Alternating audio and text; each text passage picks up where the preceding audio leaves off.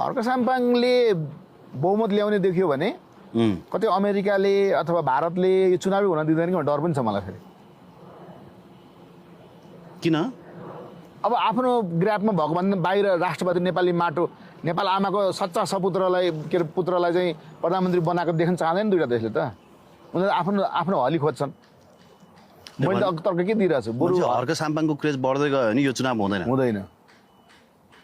त्यो क्रेजलाई पनि उनीहरूले एकदम ब्यालेन्स मिलाएर लानुपर्ने स्थिति भएको छ कि म त यस्तो हेरिरहेको छु। त्यो पनि रहने किन राजनीति उहाँले त अब मासको त पोलिटिक्स गर्नै पर्यो। तर मैले अन्तर्राष्ट्रिय जियो पोलिटिक्सले हेर्दाखेरि धेरै क्रेज बढ्यो भने कतै चुनावै नगराइदिने हो कि भन्ने डर छ। हर्क साम्पाङको सुरक्षाको पनि राम्रोसँग दस्ता खडा गर्नुपर्छ पार्टीको मान्छेहरूले। ए हर्क साम्पाङको ज्यानै असुरक्षित छ? ज्यान असुरक्षित भने केही पनि त अब केही सुरक्षा चाहिएन। त्यत्रो मान्छेको सुरक्षा पुलिसले देखेपछि नै मैले त्यहाँ त खै त्यति देख्दिनँ। होइन तर अब जनताको नेतालाई जनतासँग के को डर? त्यही पनि जनताकै एउटा ब्यारियर त बनाउनु पर्यो क्या, एउटा रिङ। जनताकै एउटा रिङ बनाउनु पर्यो। जस्तो तपाईँले हेर्नु भने दुर्गा प्रसाईको के छ त? दुर्गा प्रसाईको छ नि टिम त होइन र, सुरक्षाको टिम छ। त्यस्तै टिमहरू जनताबाटै उहाँको बनाउनु पर्ने आवश्यक छ। त्यसको लागि 10 जना एक्स आर्मीहरू अथवा एक्स प्रहरीहरू हुन्छ नि, एक्स आर्मीहरू जो छ नि उसमा रिटायर भएर आएकाहरू, उहाँहरूको सुरक्षा। जस्तो भुइँ मान्छे नेपाल आमाको माया गर्नेहरूले 10 जना सिलेक्सन गरेर एक्स आर्मीहरू उहाँको सुरक्षामा हटाउनु पर्ने आवश्यक छ।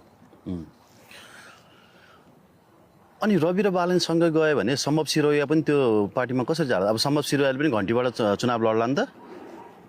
त्यो त क्लियर के भइसक्छ नि, घन्टीबाट चुनाव लड्ने तर पार्टीमा नजाने भनेको छ नि त उसले।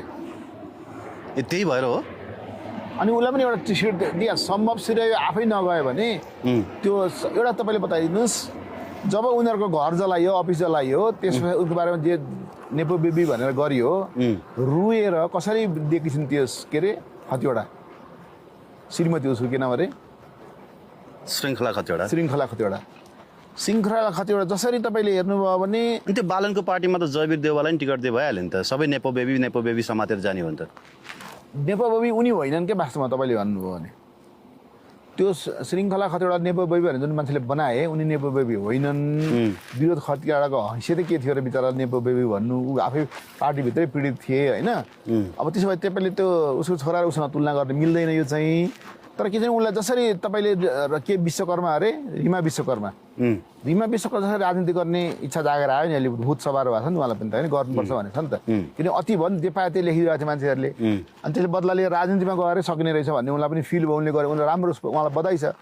त्यस्तै सुरत त्यो हाम्रो श्रृङ्खला खतिवडालाई पनि रिमा विश्वकर्मा जस्तै इगो त भएको होला नि उहाँलाई पनि, किनभने यो त राजनीति गर्नै पर्ने रहेछ भएन भनेर। हाम्रो उसको के अरे ऋषि धवलाको श्रीमती के नाम अरे एलिजा गौतम। अब एलिजा गौतमलाई पनि राखेको हुन्थ्यो होइन। यसले गर्दा कुन पार्टीको बात भइसक्यो नि त, अस्ति भर्खर चेन्ज भएर फेरि तपाईँ कस्तो कुरा गर्छ? ऊ पार्टी एकीकरण भएछ नि, थाहा पाउनु भयो? कुन चाहिँ? त्यो रेशम चौधरी र तिम्रो श्रीमतीको पार्टी एकीकरण भएछ कि? त्यो त गर्नु परिहाल्यो। त्यो लोग्ने शासन झगडा परालको आगो भने मैले तपाईँलाई पहिले भनेकै थिएँ, हो कि रहेछ भन्नु त? तपाईँसँग मैले भनेकै शब्द त्यही छ। अनि नेपालका समाचारहरू देखेर नि वाक्क लाग्छ क्या। अब घरमै दुईवटा पार्टी, घरमै पार्टी एकीकरण होइन। अनि यस्ता तर जेसुकै भए पनि अब बालेनलाई एउटा आरोप लाग्छ, त्यो भनेको जलाउनेहरू एक भए, दोस्रो एमसिसी एक भए भन्ने दुईटा सन्देशलाई आम पब्लिकले कसरी लिन्छ त्यो हेर्न बाँकी छ मलाई। अब पब्लिकले कसरी लिन्छ कि पब्लिकलाई यो दुईटा नारालाई पब्लिकले हो त नि भनेर दिमागमा क्लिक गर्यो कि बालेन चाहिँ भित्ते प्रधानमन्त्री मात्रै भएर परिणत हुने भए।